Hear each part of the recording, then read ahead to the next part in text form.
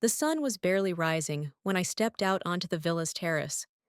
The salty breeze greeted me, brushing softly against my skin, as though the ocean itself whispered secrets I wasn't ready to hear.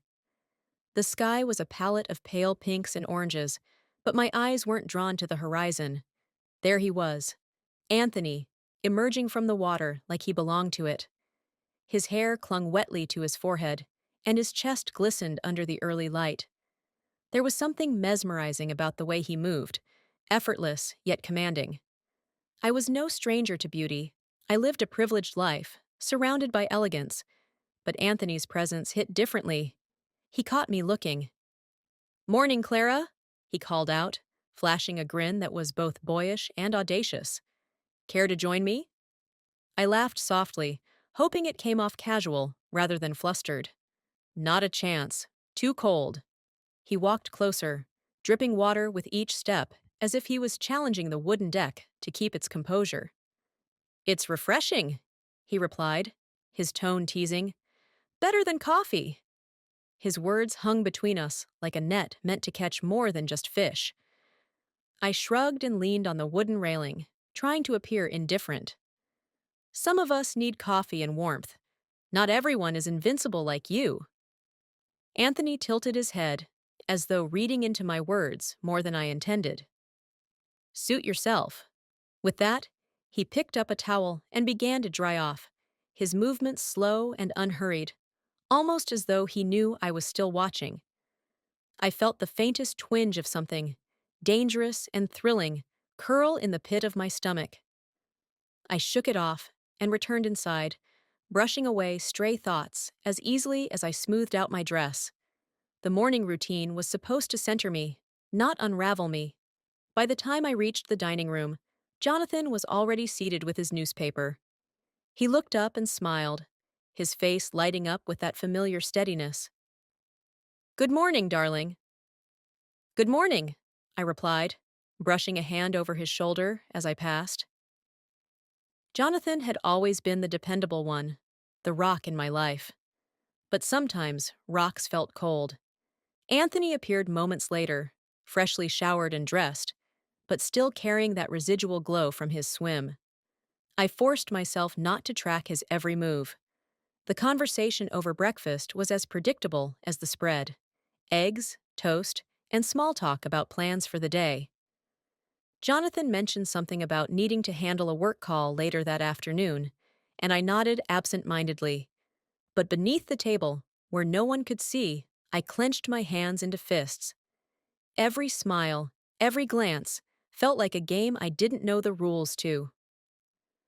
When I glanced at Anthony, he was already watching me, his gaze steady, unguarded. He didn't look away. The air in the room felt warmer, heavier. I knew, deep down, that a line had been drawn that morning. What I didn't know was how long I'd be able to resist crossing it. The sun dipped low on the horizon, casting the sky in amber and violet hues as Anthony and I walked back along the shoreline. The sand was cool underfoot, the waves brushing softly against the shore in rhythm with our steps. For a while, neither of us spoke. The silence between us wasn't awkward. It was too charged for that. Every unspoken word hovered in the air like static before a storm. I hugged my arms to my chest as the wind picked up. Anthony walked a few paces ahead, his hands tucked into his pockets, the sleeves of his linen shirt rolled up to his elbows. The sea breeze tousled his hair, and I felt a pang of envy for how effortlessly free he seemed. "We should probably head back before—" A low rumble of thunder cut me off. The sky, once streaked with color, began to shift ominously into gray. Raindrops tapped gently against the sand at first, timid and scattered. Then, as though some invisible dam broke, the sky opened up, releasing a torrent. I let out a startled laugh as the rain drenched us in seconds. "Well, that escalated quickly." Anthony turned, his grin mischievous as the water soaked through his clothes. "It's just rain, Clara. You're not made of sugar." I swatted at his arm. "Easy for you to say. You're already soaked from your morning swim." "Come on," he said, nodding toward a small structure in the distance. There's a hut up there. We can wait it out. I hesitated for half a heartbeat before following him. By the time we reached the wooden shelter, my dress clung to me, my hair dripping past my shoulders. Anthony held the door open, and I stepped inside, brushing wet strands from my face. The air inside was damp, but warmer than outside. Anthony leaned against the wall, watching me as I tried in vain to wring out the hem of my dress.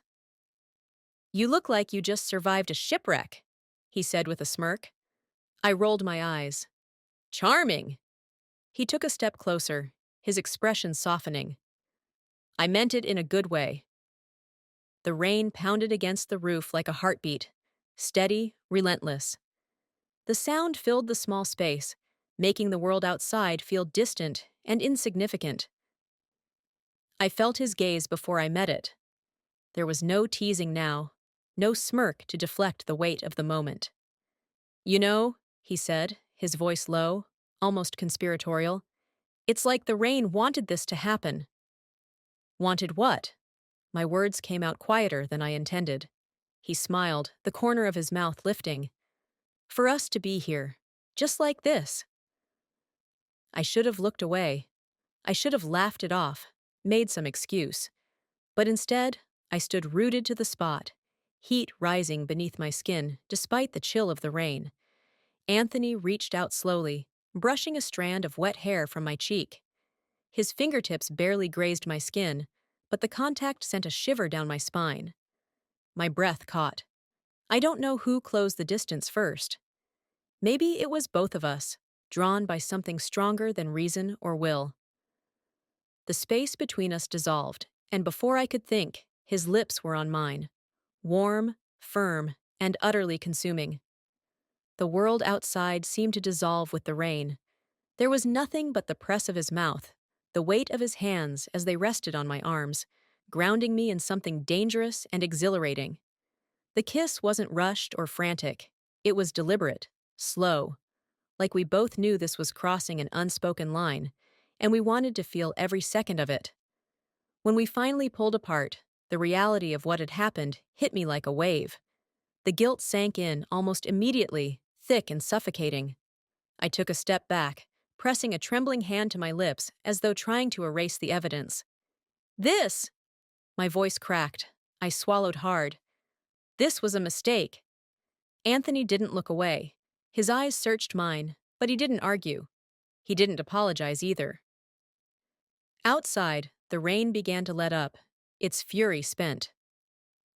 I turned away and opened the door, letting the cool air slap against my face. "We should go back." He didn't follow immediately. I felt the weight of his hesitation, the silent question he didn't dare ask aloud. Finally, he sighed and stepped out behind me. The walk back to the villa felt longer, though neither of us said a word. By the time we reached the path leading up to the house, Jonathan's familiar silhouette was visible on the terrace, waving as he spotted us in the distance. I forced a smile and waved back, willing my heartbeat to slow. Jonathan's steadiness, his trust, it was a weight that now felt unbearably heavy. As we climbed the steps, Anthony brushed past me just enough for our shoulders to touch, a fleeting reminder of what had happened. I felt my resolve slipping again, but I steeled myself.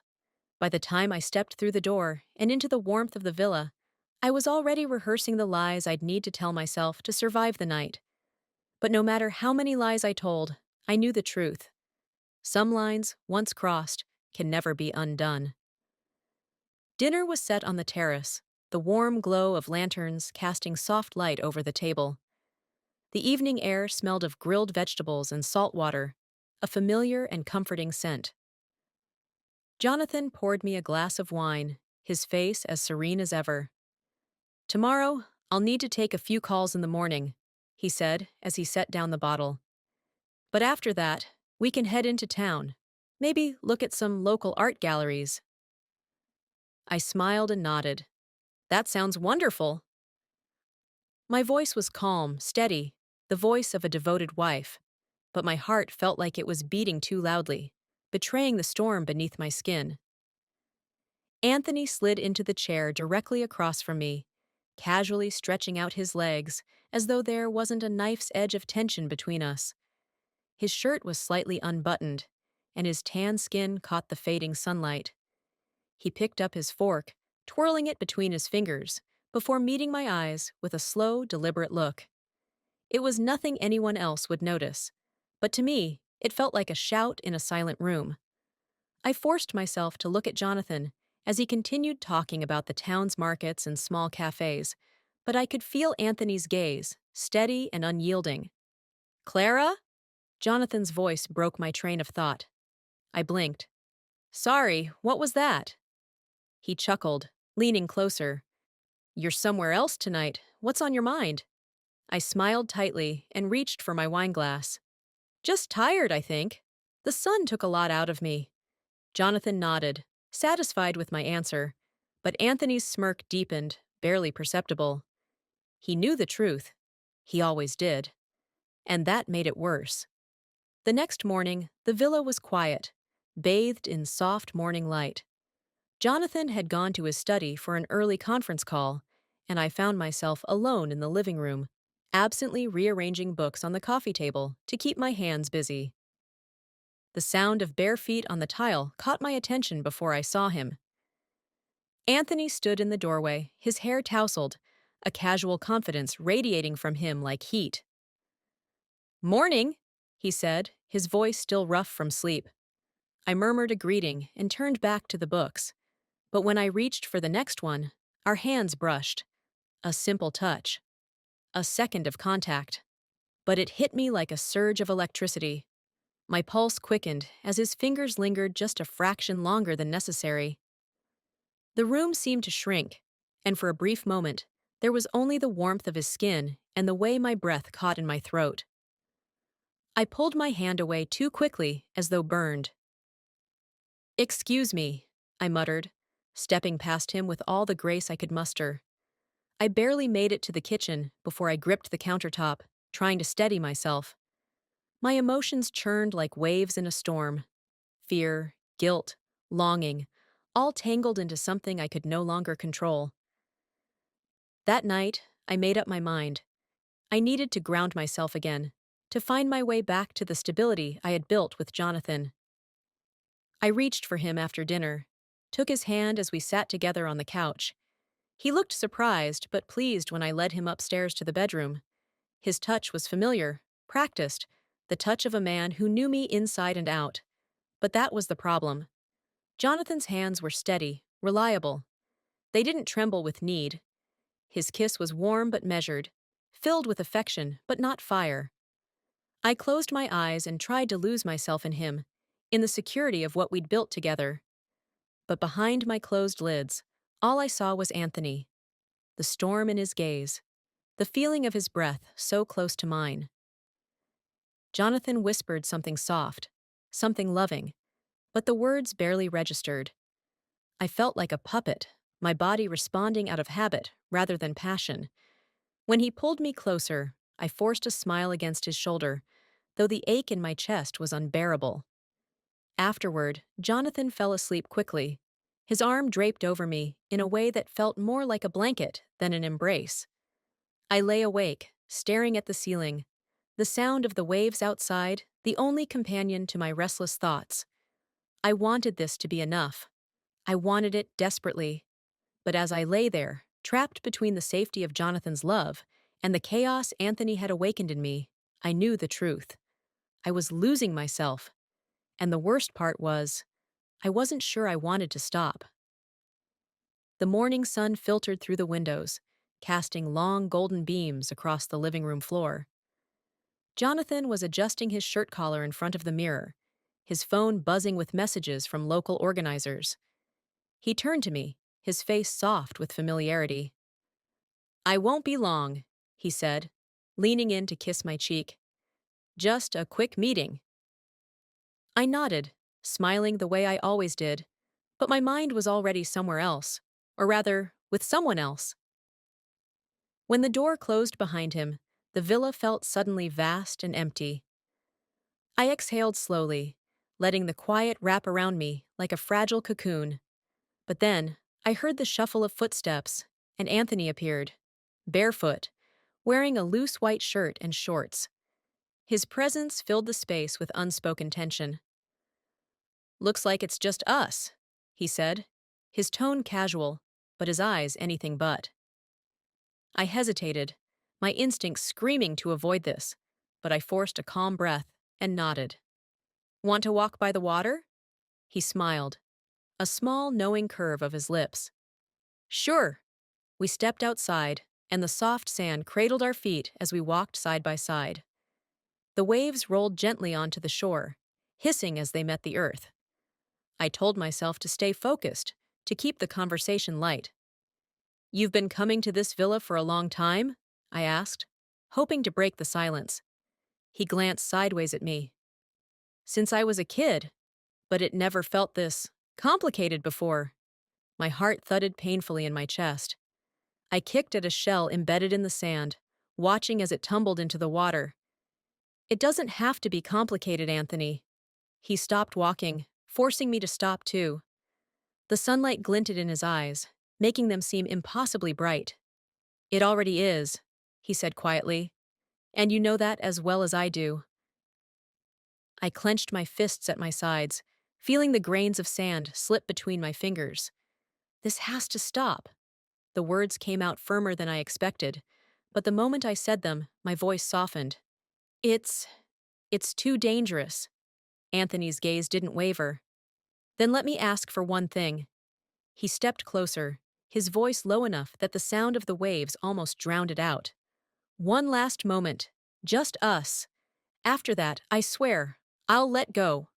A wave crashed nearby, sending a fine mist into the air between us. For a second, I wanted to believe that a single moment could untangle the mess we'd made. But I knew better. I shook my head and took a step back. "You don't understand. I don't trust myself around you." His jaw tightened, but he nodded slowly, his expression resigned, yet steady. "Okay." I turned and walked away before he could say anything else. The ache in my chest grew with every step I took, spreading like a slow burn. I felt his gaze on my back until I was too far to see him anymore. When I returned to the villa, I sank into one of the chairs in the living room, pressing my hands against my temples. The pain wasn't just emotional, it felt physical, like something had torn inside me. By the time Jonathan came back, his mood was buoyant.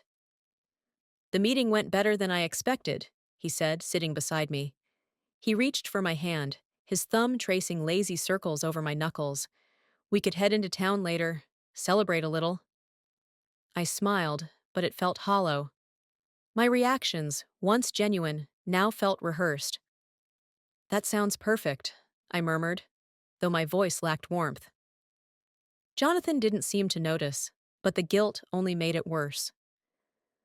As the afternoon sun hung high above us, I caught a glimpse of myself in the mirror as I passed the hallway. I barely recognized the woman staring back, the woman with a forced smile and eyes clouded by a storm. When did I start feeling like a stranger in my own life? Later, as I set the table for dinner, I realized my hand was trembling slightly. The same hand that Anthony had brushed in the living room just days ago. The same hand Jonathan now held without realizing how fragile it had become. The truth was painfully clear. No matter how hard I tried to fix things, I was unraveling, and every attempt to piece myself back together felt like holding sand. It slipped right through my fingers, leaving nothing but emptiness. Even as I wrapped my arms around Jonathan that evening, I could still feel the phantom weight of Anthony's touch lingering like a ghost. The contrast between their embraces was suffocating. I knew I was standing at a crossroads, but whichever path I chose, a part of me would be left behind. And the worst part was, some small, hidden piece of me had already decided which way to go. The villa was quiet again, the kind of quiet that felt dangerous. Jonathan had kissed me on the cheek before leaving, his usual dependable farewell. He'd be gone for hours, some errand he insisted wouldn't take long. I watched the car disappear down the long road before closing the door behind me. For the first time in days, I felt like I could breathe, even if the air felt heavy with something unresolved. The morning heat clung to my skin, making everything sticky and slow. I walked upstairs and let my dress slip from my shoulders, pooling at my feet. The bathroom was bathed in soft light, and I reached for the faucet, twisting it until the water streamed down like a warm cascade. Steam began to rise, curling in the corners of the room like whispers. I stepped under the spray, letting the water wash over me, hoping it could scrub away the tension, the guilt, the pull I didn't want to name. My eyes closed as the droplets slid down my neck and shoulders, and for a moment, I was alone inside my own mind. But then I felt it, the unmistakable sensation of being watched. My breath caught as I turned slightly, blinking through the haze of steam. There he was, Anthony. He stood just outside the doorway, his silhouette blurred but unmistakable. His eyes were dark, locked on me with an intensity that made the air feel thinner. Anthony, I whispered, though I wasn't sure if it was meant to be a warning or something else entirely. He took a step forward, crossing the threshold like he'd been pulled in by a force greater than himself. My heartbeat thundered in my ears, but I didn't move. I couldn't. The door creaked softly as he shut it behind him. I knew I should say something, demand that he leave, but the words dissolved on my tongue. I could see the struggle in his eyes, the same one raging inside me. His gaze traced the curve of my shoulder, the drops sliding down my skin. He wasn't trying to hide anything anymore. The moment stretched between us, fragile and dangerous. And then he moved closer. I should have stepped back, but instead, I stayed rooted to the spot. When he reached out, his hand brushed against my arm, a touch so light it almost wasn't real. Clara! His voice was low, rough, like he was barely holding himself together. I turned to face him fully, the water cascading between us, and for a heartbeat, everything stopped. His hand cupped the side of my face, warm against my damp skin. His thumb brushed my cheek, hesitant, like he was waiting for me to push him away. But I didn't. I leaned into his touch, closing the last inch between us. Our lips met, slow and searching at first, but then the restraint shattered. His arms wrapped around me, pulling me closer until I could feel the heat of his body against mine. The water streamed down over us, blurring the line between where I ended and he began.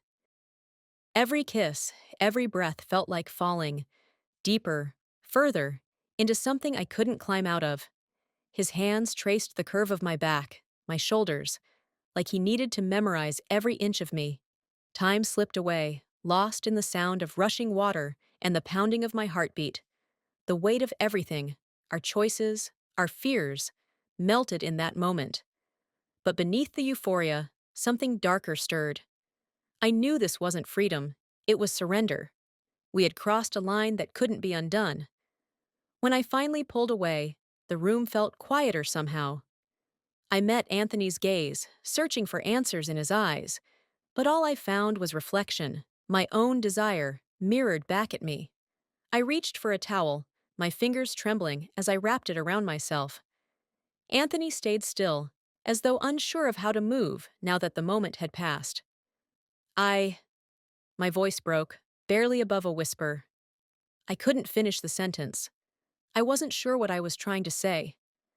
Anthony stepped back, giving me space, but his expression was resolute. This wasn't a mistake. My breath shuddered in my chest, but I shook my head. It doesn't matter. It can't happen again. The words felt hollow, a lie I told myself because it was easier than facing the truth. Anthony lingered for a second longer before nodding. He didn't argue, didn't push. He just opened the door and left, leaving a trail of damp footprints behind him.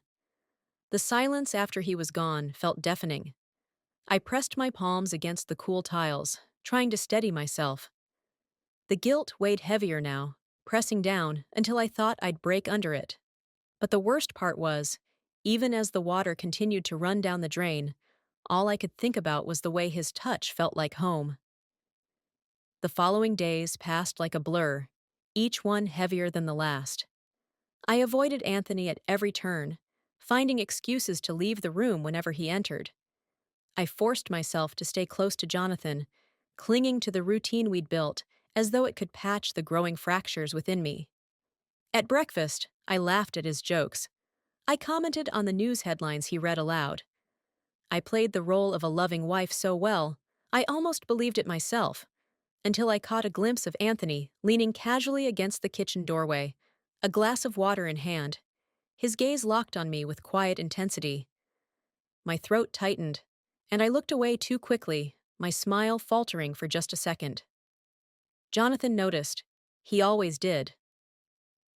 "You've been distant," he said later that day as we sat on the terrace, watching the sun dip below the horizon. His voice was soft, concerned. "Is everything all right?" I reached for his hand and squeezed it, guilt pressing into my ribcage like a blade. "Of course," I lied. "I've just been tired." Jonathan nodded, his thumb brushing over my knuckles in a familiar, comforting gesture. But his eyes lingered, searching mine for something I wasn't sure he wanted to find. The tension was unbearable. I thought that avoiding Anthony would make things easier, but it was like trying to ignore a fire spreading through the walls. Every stolen glance felt like kindling. Every unspoken word fanned the flames. Jonathan, oblivious to the true source of my turmoil, only tightened his hold on me. "We should spend more time together," he suggested one evening, surprising me by canceling a meeting to stay home. Just us. He cooked dinner that night, a rare gesture, and I watched him move around the kitchen with ease, his face calm and untroubled. I should have felt grateful. I should have leaned into the safety he offered, let it ground me. But instead, I felt trapped. His kindness became another weight on my chest, another reminder of what I was doing to him. As we sat together after dinner, Jonathan rested his head against my shoulder and told me stories about his childhood. I tried to listen, I really did, but my mind kept slipping, wandering to the memory of Anthony's touch, the way his breath felt against my skin. The guilt was a slow poison, and Jonathan's love made it worse, not better. I couldn't stay in the villa. I needed air, space, anything to escape the tightening walls. I told Jonathan I was going for a walk along the beach, and he kissed my forehead before letting me go. The evening air was cool against my face as I walked barefoot along the shoreline. The waves rolled in steady rhythms, calming and endless. But just as I let myself breathe again, I saw him. Anthony stood a few feet away, staring out at the horizon, his hands in his pockets. The sight of him made my pulse quicken. I considered turning back, pretending I hadn't seen him, but it was too late. He turned, and our eyes met. For a long moment, we just stared at each other, the distance between us feeling fragile and impossible all at once. "Hey," he said finally, his voice low but steady. "Hi," I replied, the single word trembling on my lips. We walked closer until we were only a few steps apart. The wind tugged at my hair, sending strands across my face. Anthony reached out instinctively, brushing them back behind my ear. The touch was brief, but it sent a familiar shiver down my spine. "You've been avoiding me," he said, not accusing, just stating a fact. I swallowed hard. I thought it would make things easier. He let out a soft, humorless laugh, shaking his head. "Has it?" "No." My voice was barely more than a whisper. The vulnerability in his expression nearly undid me. He looked tired, like he'd been carrying the same weight I had, though he wore it differently. Less guilt, more longing. "I didn't want this," I said, the words tumbling out before I could stop them. "I didn't want to feel this way." Anthony took a slow step forward, closing the distance between us. "Neither did I." His eyes searched mine, and for the first time, I saw something beyond desire: pain. The sound of the waves filled the silence between us. I knew we couldn't stay like this, standing on the edge of something that had already consumed us. But leaving felt just as impossible as staying. "I should go," I said finally, though my feet didn't move. Anthony nodded, though his gaze stayed locked on mine. If that's what you want. It wasn't what I wanted. It wasn't even close. But I nodded, forcing my legs to move away from him. Each step felt like it was tearing me apart. When I reached the villa, the lights inside glowed warmly. Jonathan was waiting for me, a book in his hands, and a smile that should have been enough to make me whole again. But all I could feel was the pull of the tide, relentless and inescapable, dragging me back to the one person I wasn't supposed to want. The morning sun painted the villa in soft golds and whites, but the warmth of the light did little to ease the cold knot in my stomach. Jonathan had suggested breakfast on the terrace, something simple before we spent the day together in town. He was trying so hard to bridge the distance between us, and it made the guilt settle deeper into my bones. Anthony arrived just as Jonathan poured the coffee, his steps slow, his expression carefully neutral. He greeted us both with a polite smile, but I could feel the unspoken weight beneath it. "Good morning," Jonathan said cheerfully, pushing a chair out with his foot for Anthony. "You're just in time." Anthony nodded, slipping into the seat across from me. His fingers brushed the edge of the table as he sat down. Such a small movement, one I would have ignored any other time. But my eyes betrayed me, tracking the gesture like it mattered. Jonathan noticed. I caught the slight pause in his movements as he set down his cup. His gaze shifted between me and Anthony, calm but sharper than usual, like he was seeing something for the first time. I forced a smile and looked down at my plate. My heart pounded so loudly, I was certain they could both hear it. Anthony kept his composure, reaching for the butter without so much as a flicker of emotion on his face. But Jonathan's smile dimmed. Just a fraction. It was small, imperceptible to anyone who didn't know him as well as I did. Later that day, the three of us walked into town together. Jonathan held my hand, squeezing it gently as we strolled past local vendors and small boutiques. His warmth should have been reassuring, but instead it felt like a tether, binding me to a life I no longer knew how to live. Anthony walked a few steps behind us, quiet but present. I felt him there, like a shadow that refused to let me forget. At one of the small artisan stands, Jonathan paused to examine a carved wooden bowl, holding it up to the light. "It's beautiful," he said, looking back at me for confirmation. I nodded, though I barely saw it.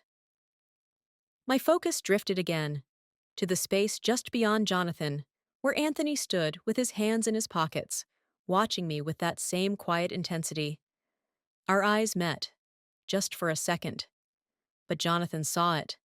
The bowl slipped from his fingers and clattered onto the table. The sound wasn't loud, but it rang in my ears like an accusation. Jonathan cleared his throat, picking it up again with an unconvincing laugh. "Clumsy," he muttered. But his gaze stayed on me a second too long, and something inside me cracked. By the time we returned to the villa, the weight between us was unbearable. Jonathan's usual ease was replaced by something quieter, contemplative. I excused myself, claiming I needed to rest, and retreated to the bedroom. The cool air from the open window stirred the curtains, making them flutter like restless ghosts. I stood by the window, staring out at the ocean's endless horizon, feeling more trapped than ever. The events of the past days replayed in my mind. The walks, the glances, the rain, the kiss. Every moment was etched into me like scars on skin. How long could I keep pretending? How long until Jonathan connected the pieces? The ache of my own duplicity was unbearable, but even now I couldn't silence the part of me that still longed for Anthony's touch. That contradiction felt like a slow unraveling, pulling me apart thread by thread. Behind me, the door creaked open slightly. Jonathan stood in the doorway, his silhouette framed by the fading afternoon light. He didn't say anything. He just watched me, his expression unreadable, but filled with something unfamiliar, something I wasn't ready to name. I turned away, pressing my hand against the windowpane as though the glass could steady me. The ocean stretched out endlessly before me, calm on the surface, but deep and unyielding beneath. Jonathan's footsteps retreated, leaving me alone in the quiet. I closed my eyes, exhaling slowly, trying to quiet the storm within me. But when I opened them again, the reflection in the glass didn't look like the woman I used to be. I wasn't sure how much longer I could keep this secret buried, and part of me knew I didn't want to. As the waves crashed in the distance, I stayed there, trapped between the person I was supposed to be and the one I had become. The questions swirled in my mind, unanswered and relentless. What happens when the truth comes to light? And what will be left of us when it does?